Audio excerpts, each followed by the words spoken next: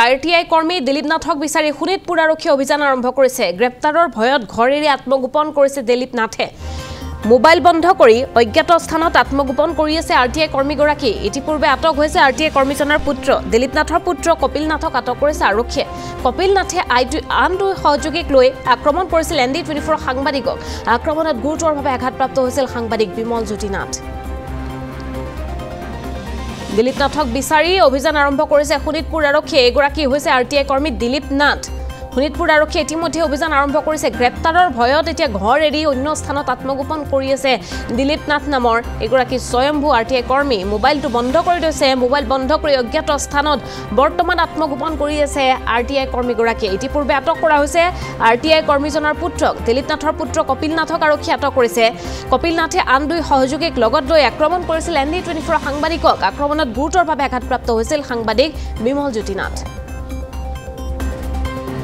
এই মুহূৰ্তত আমি ফোনযোগে সংযুক্ত হৈছো আমাৰ জ্যেষ্ঠ সাংবাদিক বিমল ভূষণ মহন্তৰ সৈতে। বিমল, আপোনাৰ পৰা সবিশেষ তথ্য এই মুহূৰ্তত জানিব বিচাৰিছো। আত্মগোপন কৰি থকা বুলি জানিব পৰা গৈছে এগৰাকী RTI কৰ্মী। হিমাশ্ৰী, কিছু সময় পূৰ্বে আমি আৰক্ষীৰ লগত কথা পাতিছিলো আৰু শোণিতপুৰ আৰক্ষীৰ তৰফৰ পৰা আমি কথাটো জানিব পাৰিছো যে আৰক্ষীয়ে যেতিয়া এখন তেওঁৰ বিৰুদ্ধে এজাহাৰ দাখিল কৰা হ'ল আৰু যিখন এজাহাৰত স্পষ্টকৈ উল্লেখ কৰা হৈছিল যে এই ইয়াত যিখিনি অবৈধ খননেই হওক বা সেই খননটোতে দুজনকৈ লোকৰ মৃত্যুৰ প্ৰসংগই হওক, এই কথাবিলাক ঢাকি ৰাখিবৰ বাবে RTI কৰ্মী যিগৰাকী কথা ইতিমধ্যে অভিযুক্ত হিচাপে কোৱা হৈছে যে দিলীপ নাথ আৰু তেওঁৱেই এনে এটা প্ৰেছাৰ ক্ৰিয়েট কৰিছিল যাতে কোনো সাংবাদিকে তাৰ বাতৰি পৰিৱেশন নকৰে, আৰক্ষীয়ে যাতে গোচৰ ৰুজু নকৰে, তাৰ বাবে এনে এটা ব্যৱস্থা গ্ৰহণ কৰিছিল। আৰু এই গোটেই কথাখিনি এজাহাৰত উল্লেখ কৰা আছিল। ইতিমধ্যেই এখন লিখিতভাৱে এখন এজাহাৰ দাখিল কৰা হৈছে আৰু সেই এজাহাৰখন দাখিল কৰিছে ঢেকীয়াজুলি প্ৰেছ ক্লাবৰ তৰফৰ পৰা। আৰু য'ত প্ৰেছ ক্লাবক যে তেওঁলোকে এই কথাখিনিৰ পৰা আগ্ৰহাৰী ৰাখিছিল সেই সকলো কথা স্পষ্টকৈ ইতিমধ্যে উল্লেখ কৰা হৈছিল। আৰু তাৰ পিছৰে পৰা যেতিয়াই গম পালে দিলীপ নাথ নামৰ RTI কৰ্মীগৰাকীয়ে যে তেওঁ এই যি দালালিত নামিছিলে, এই দালালিত নমা এই কাৰবাৰবিলাক যে ইতিমধ্যে প্ৰায় সকলোৰে বাবে জ্ঞাত হৈ পৰিছে আৰু তেওঁ যে এনেদৰে একাংশ সংবাদ মাধ্যমক বিপথে পৰিচালিত কৰিবলৈ চেষ্টা কৰিছে ভুল তথ্য দেখুৱাই, সেই কথাটো এক প্ৰকাৰ স্পষ্ট হৈছে।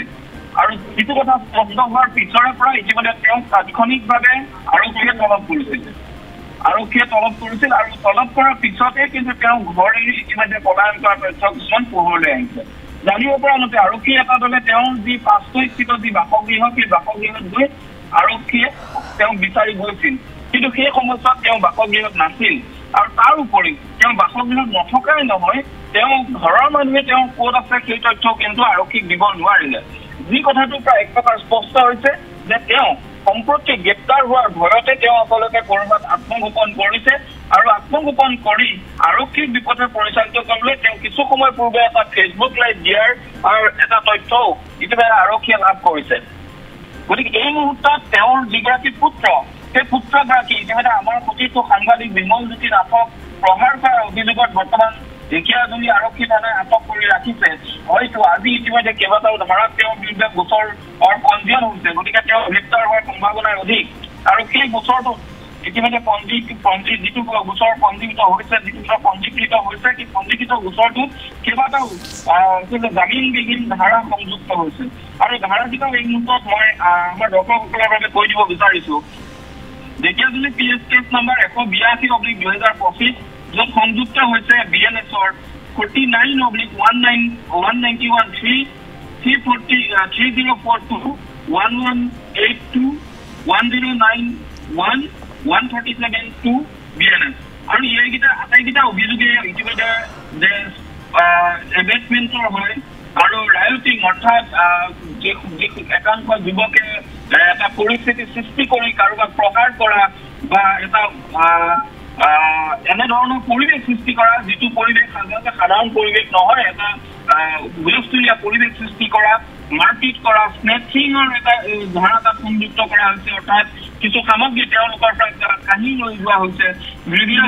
ডেঞ্জাৰাছ ৱেপন, অৰ্থাৎ যিখন থাৰ গাড়ী লৈ অহা হৈছিল সেই থাৰ গাড়ীখনক এটা দা উলিয়াই তেওঁলোকক দাৰে প্ৰহাৰ কৰিবলৈ চেষ্টা কৰা হৈছিল গতিকে এনেধৰণৰ বহু অভিযোগে ইতিমধ্যে তাত সংযুক্ত হৈ আছে আৰু তাৰ উপৰি এটেম্প টু মাৰ্ডাৰ তেওঁলোকে হত্যাৰ প্ৰৰোচনা কৰা হৈছিল সেই এটেম্প টু মাৰ্ডাৰ ধাৰা তাত সংযুক্ত কৰা হৈছে কিডনেপিং সংযুক্ত কৰা হৈছে যে তেওঁলোকক বলপূৰ্বক গাড়ীত উঠাই লৈ যাবলৈ ধৰা হৈছিল এই কিডনেপিঙৰ ধাৰা সংযুক্ত কৰা হৈছে গতিকে এই সকলো ধাৰাৰ পিছতেই ইতিমধ্যে যিহেতু এজাহাৰ কৰাৰ লগে লগে RTI কৰ্মীজনৰ পুত্ৰক তেওঁ ইতিমধ্যে কপিল নাথক ইতিমধ্যে আটক কৰি বৰ্তমান জেৰা অব্যাহত ৰাখিছে হয়তো আজি গ্ৰেপ্তাৰ হোৱাৰ সম্ভাৱনা প্ৰায় 90% আছে আৰু একেলগে পুত্ৰৰ লগে লগে একেলগে আচলতে গ্ৰেপ্তাৰ হোৱাৰ ভয়তেই এইগৰাকী পিতৃ তথা RTI কৰ্মী ইতিমধ্যে ঘৰলৈ পলায়ন কৰা বুলি আৰক্ষী সূত্ৰৰ পৰা আমি জানিব পাৰিছো কিন্তু কথাখিনি যেতিয়ালৈকে তেওঁ আচলতে তেওঁ আৰক্ষীৰ আওতালৈ নাহে তেতিয়ালৈকে গোটেই কথাখিনি পোহৰলৈ নাহিব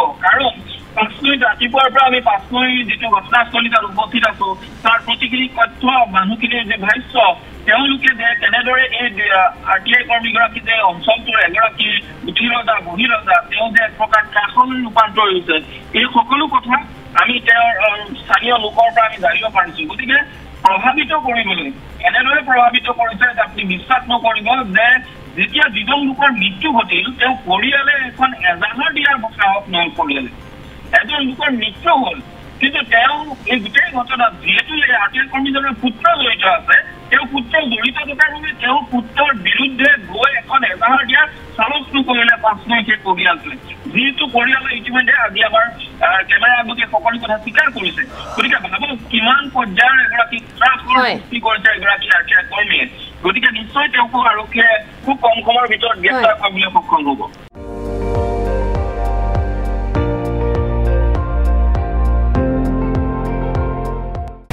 আপুনি চাই আছে ND24 সৰ্বশ্ৰেষ্ঠ নহয় সৰ্বোত্তমৰ দৌৰ